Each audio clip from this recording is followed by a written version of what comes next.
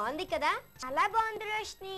యజ్ఞ, ఈ మధ్య నువ్వు చాలా యాక్టివ్ గా కనిపిస్తున్నావేంటి? ఈ మధ్య ఏంటి, నేను ఎప్పుడూ యాక్టివ్ గానే ఉంటాను. కరెక్టే, స్కూల్లో బాగా చదవని వాళ్ళు యాక్టివ్ గా ఉంటారంట, ఒక పరిశోధనలో తెలిసింది. నువ్వు ఓన్ గా క్రియేట్ చేసి పరిశోధన అని నాకు చెప్పట్లే, కానీ ఇంతకీ విషయం ఏంటి చెప్పు.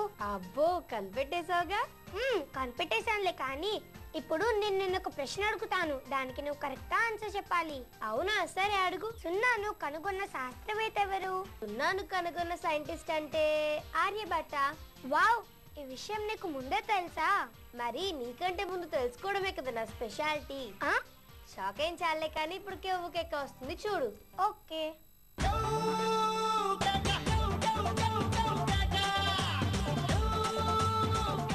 తినే వస్తువులు పక్క వాళ్ళకి ఇచ్చి కొంచెం జాగ్రత్తగా చూసుకోమని చెప్తారు.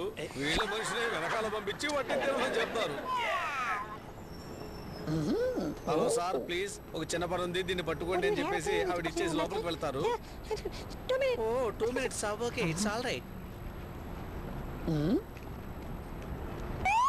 మాట్లాడుతూ ఎలా తీసుకున్నాడో చూసారా? ఎవరికి చెప్పకండి, మన ఇద్దరు షేర్ చేసుకొని తినేద్దాం ప్లీజ్. మీకు కావాలని అడుగుతారు, ఉంచనగానే ఆయన తీసుకోపోతాడు. నో నో నో, తీసుకోవడానికి నేను ఒప్పుకోను, ప్లీజ్ వదిలిపెట్టండి. ఇవి నావి కాదు, వాళ్ళు లోపలికి వెళ్ళారు. అయ్యో, చాలు చాలు, నాకు ఆకలి అవుతుంది, తింటానండి.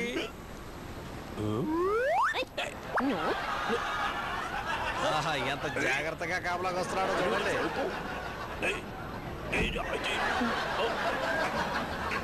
భోజనం కోసం ఎంత కష్టపడి పని చేస్తున్నాడో చూడండి ఆయన.